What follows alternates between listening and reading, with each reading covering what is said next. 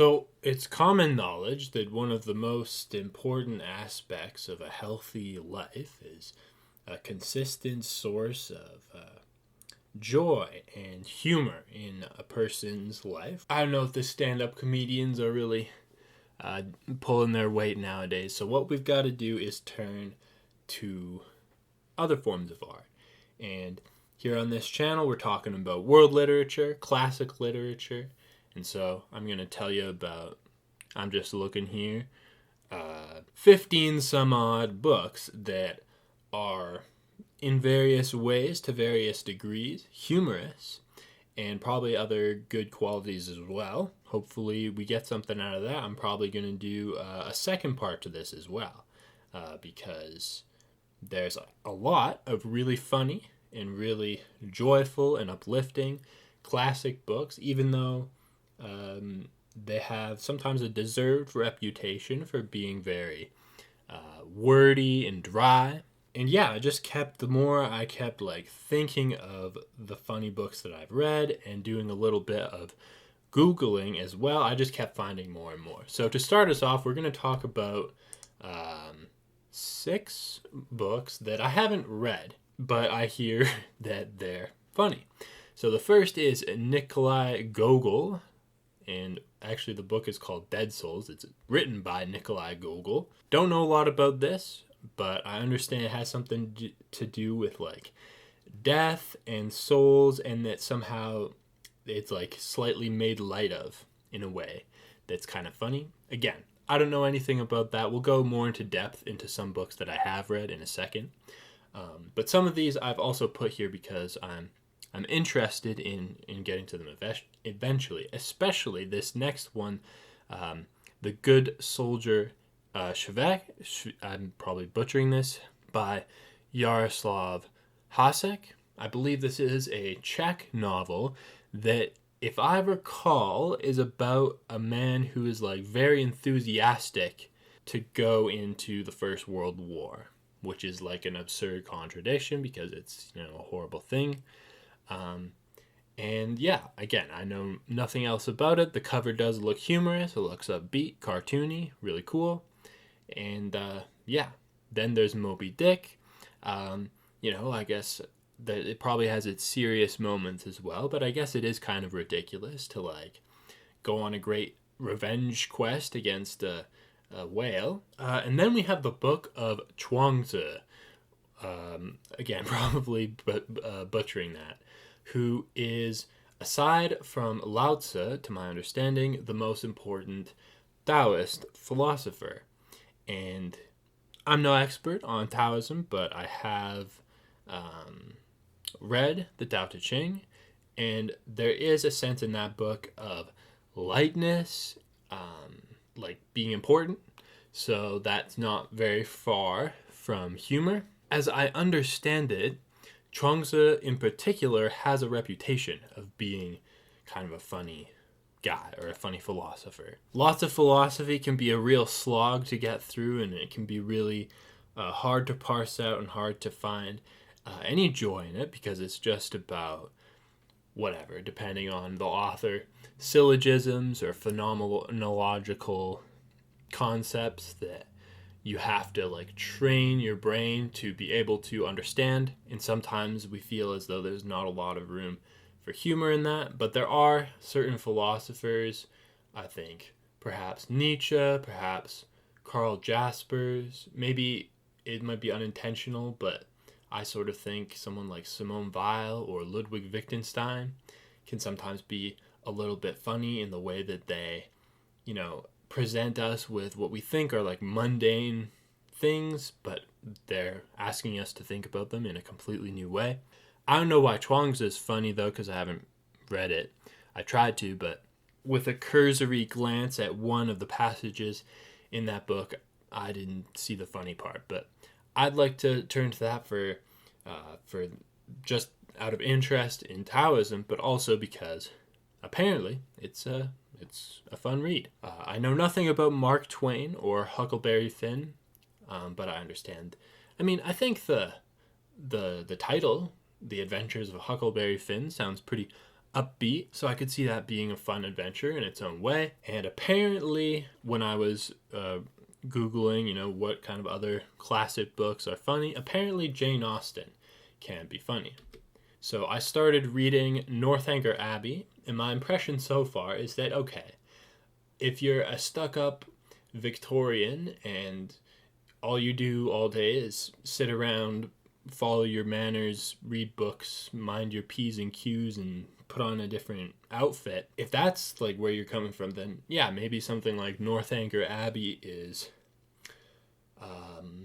hilarious. It does feature some naive characters and also some dishonest characters who are like uncertain about what I think is implied. Jane Austen is like assuming that the readership is seeing things a little bit differently than some of the main characters, and there's another kind of main character who is basically like flirting with being almost unfaithful, outwardly portraying and declaring innocence while completely acting in the opposite way. And perhaps this is a critique of like Victorian society where everybody's putting up basically a big facade, a big farce to be all prim and proper, and then they undermine that by being a human being that's not a robot, the way that Victorians, from my impression, were like wrongly expected to be. Maybe people like Oscar Wilde would then take that critique further and then make it even more ridiculous in something like The Importance of Being Earnest, etc., etc. But I will say that if you're looking for something that you're going to find really funny, I don't know if this would be my first choice, just because, I don't know, maybe you have to have a specific sense of humor, or to be already well versed in some of this archaic language that you might start to see the humor in it. But I get that there's humor in that. I think it's made me smile a few times. Maybe the ending will be surprising and funny, but I certainly think there's funnier books out there, personally. For example, I think that the ancients were hilarious, some of them. Of the books displayed here, I haven't read The Golden Ass by Apuleius, but a book called The Golden Ass already sounds funny, so there you go. I also haven't actually read Diogenes the Cynic, or the anecdotes or fragments that come down to us about him, but we certainly have many YouTube videos that tell us about how he like lived with dogs or whatever, and that's hilarious. Okay, but what I have at least tried to read to some degree would be Aristophanes, Plato, and Ovid. So Plato is actually funny. Certainly in the Symposium, there's a somewhat famous story about, actually it's the character of Aristophanes, who is also, a historic playwright whose works were also funny. So maybe this is, in keeping with that. Plato portrays Aristophanes' description of love as like this ridiculous myth about people being cut in half, and it's a little bit of like, in some ways you might even read it as a bit of like comic relief from the other characters, but the other characters are also kind of being sly and talking past each other or trying to one-up each other in a way that's a little bit competitive, a little bit humorous in certain ways as well. And throughout Plato's dialogues, the character of Socrates in some ways is just kind of inherently funny. He's basically made it his mission to undermine like common knowledge and common understandings in a way that's certainly unique and challenging and spontaneous, and maybe in certain ways, even if he comes off as a bit, annoying, there can be also, I think, some humor in that, where he's undermining the expectations of what people were going to believe. And that's kind of what humor is undermining expectations. If you don't know about Aristophanes, already his plays are like, they were designed to be funny. They're comedies. They're intended to make the Athenian audiences laugh, and they will make you laugh too. If you go on YouTube and you find Lysistrata by Aristophanes, find like a high school or university doing a production of it, you'll laugh at that. That's the only one that I'm really familiar with is Lysistrata, which is a story where the Greeks, the Athenians, and the Spartans are having the Peloponnesian War, and the women get sick and tired of this, and they basically try to negotiate with their husbands to stop the war by saying that they won't have sex with them until they stop the war. And this leads to all kinds of antics and arguments and humor. So, yeah. Then Ovid could be, I think, kind of ridiculous and funny. I haven't read very much of the Metamorphoses, but, it's about people turning into animals all the time. And what I did read of it seemed actually a little bit more poetic and sad than funny, even though it ended with somebody turning into a swan or a goose. And so I don't know how funny that is, but the art of love in particular is, in a vulgar way, I think intended to be funny. I think some of us might find it a little bit offensive and just vulgar. I think some people in Ovid's time might have found that as well. I think he got exiled or something. But that's another option too. Basically, the Greeks weren't stuck up like the Victorians. That's what I think anyway. Then some of these tales, right? Like the Canterbury Tales, the Decameron, the 101 Nights. These are stories that compile many episodic little adventures that sometimes there's a frame story. Actually, in all of these, I think there's a frame story of what these tales are about. And often, again, they're very vulgar, they're very funny, they're very, ridiculous. Some of them might have more of a moral lesson to them. I think I've glanced at the Decameron. I've looked at one of the stories, and off the top of my head, I forget what happened in it, but I do know that it made me smile, it made me laugh. And one of the stories from the Canterbury Tales that I had to study in university was about this, basically oversimplifying it.